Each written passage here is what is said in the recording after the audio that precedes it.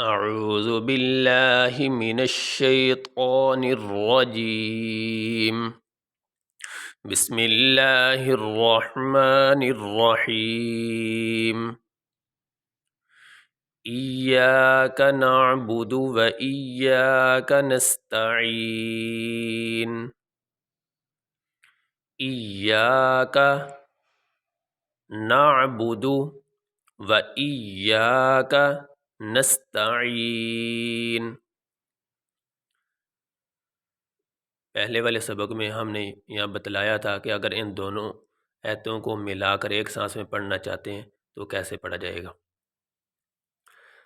اب یہاں پہ ہم اس آیت کو جوڑ کر کے بتلاتے ہیں۔ یہ حمزہ کے نیچے زیر ہے اور یہ یا کے اوپر تشدید ہے اور اوپر زبر ہے۔ جس حرف کے اوپر تشدید ہو اس حرف کو پہلے والے حرف کے ساتھ ملا کے سختی سے ادا کیا جاتا۔ تو اب یا سے پہلے یہ حمزہ ہے، ہم یا کو حمزہ کے ساتھ ملائیں گے۔ حمزہ یا زیر ای، حمزہ یا زیر ای۔ اب یہ الف ہے اور الف سے پہلے زبر ہے۔ الف ساکن سے پہلے زبر آ جائے تو یہ حروف مدہ کہلاتا ہے۔ یہ پہلے والے سبق میں یہاں پہ ہم نے بتلایا کہ حروف مدہ 3 ہے۔ الف ساکن سے پہلے زبر آ جائے، واو ساکن سے پہلے پیش آ جائے اور یا ساکن سے پہلے زیر آ جائے تو ان کو حروف مدہ کہلاتے ہیں۔ تو حروف مدہ کو لمبا کیا جاتا ہے۔ تو یہ الف ساکن سے پہلے زبر آ گئی، یہ حروف مدہ، اور یا ساکن سے پہلے زیر آ گئی، اس کی مثال یہ۔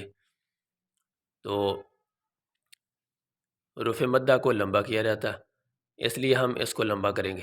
یا الف زبر یا، یا الف زبر یا، یا یہ کاف ہے، کاف کے اوپر زبر ہے، کاف زبر کا، ایاکا، ایاکا۔ یہ پہلا نون ہے، نون کے اوپر زبر ہے، نون کے بعد یہ عین ہے، عین ساکن ہے، اوپر جزم ہے، جزم آنے کی وجہ سے عین ساکن ہے۔ تو عین کو نون کے ساتھ ملا کے پڑھیں گے۔ نون عین زبر نا، نون عین زبر نا، آگے با کے اوپر بھی پیش ہے اور دال کے اوپر بھی پیش ہے۔ با پیش بو، دال پیش دو، نعبدو، نعبدو۔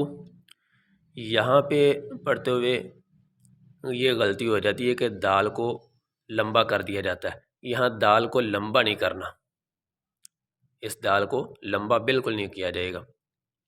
نعبدو، نعبدو جب ملا کے پڑھتے ہیں تو یہاں یہ غلطی ہو جاتی ہے، اس سے احتیاط کرنا۔ نعبدو، آگے واو کے اوپر زبر ہے، واو زبر وا، حمزہ یا زیر ای، یا الف زبر یا، ای یا، کاف زبر کا، ای یا کا۔ یہ نون ہے، اس کے اوپر زبر ہے، آگے سین، یہ سین کے اوپر جزم ہے، اس کی وجہ سے یہ سین ساکن ہے۔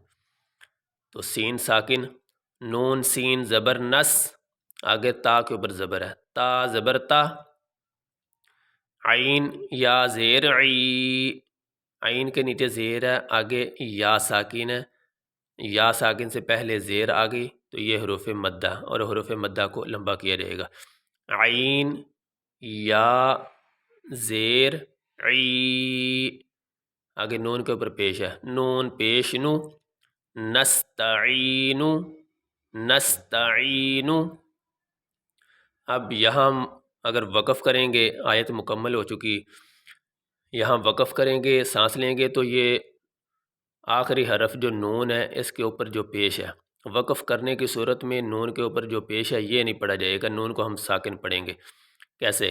نستعین، نستعین، صرف پیش ختم کرنا ہے، نون کو نہیں ختم کرنا۔ آخر میں جب وقف کریں گے تو وقف کرتے ہوئے نون ظاہر ہونا چاہیے، پتہ چلنا چاہیے کہ آخر میں نون پڑھا جا رہا ہے، لیکن پیش نہیں پڑھیں گے۔ نستعین، إياك نعبد وإياك نستعين